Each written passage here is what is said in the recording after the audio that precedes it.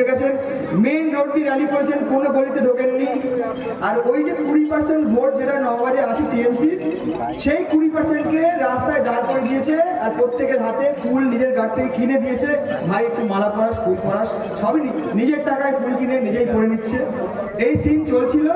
চলতে চলতে আমাদের রইসপাড়ায় গিয়ে দাদা ফেসে গেছে। কেন? ওখানে তো অনেকে এরকম ফুল পরাচ্ছিল, তো দাদা ভেবেছে যে হ্যাঁ সামনে যে 30টা মহিলা আছে ওরা হয়তো ফুল পরাবে। দাদা ওখানে গেলেন, আমাদের ওখানে মহিলাদের মধ্যে প্রথম প্রশ্ন হচ্ছে, দাদা শোনো, রাজ্জাক খাকে কেন মেরেছো? দাদা আর কথা বলতে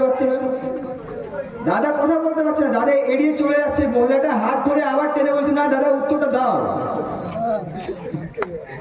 ওখান থেকে ওখানে আমাদের যে পঞ্চায়েত সমিতির সদস্য, সে দাদাকে সরিয়ে দিয়ে সেই মহিলার গায়ে হাত দিয়ে ঠেলে পার করবে।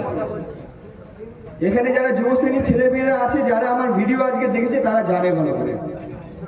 সবার তো অ্যাক্সেস নেই ভিডিওতে, তাই আমি এটা বলে দিলাম যে এদের রাজনীতি কোন পর্যায়ে পড়ে গেছে, যে এরা একটা মহিলার সম্মান কি করে করতে হয় এটা এই অবধি জ্ঞান নেই। আর এটাতে আমি আশ্চর্য হচ্ছি না। যে দল নিজের দলের কর্মীকে মেরে ফেলতে পারে, তারা তো মানুষকে মানুষ বলে মনেই করে না। তাদের কাছে ছেলে আর কি এমন অন্তর? আজকে এত আমাদের নওগাঁদের অন্তত মহিলারা এত রেগে গেছে যে টোটাল নওগাঁতে পাড়ায় পাড়ায় তারা নতুন নতুন পদ্ধতি আবিষ্কার করছে কিভাবে রাস্তা পরিষ্কার করবে। গোলাপ জল তো হয়ে গেছে, নাটক শুরু করে দিয়েছে, এখানেও করে দিয়েছে। আমরা আর কি করবো? বাড়িটি নিয়ে বেরিয়ে গেছে, ফিনাইল নিয়ে বেরিয়ে গেছে, কাপড় নিয়ে রাস্তা করছে। কি করবে? রাতটা তো কোথাও মেটাতে হবে, ভোট তো এখন দেরি আছে।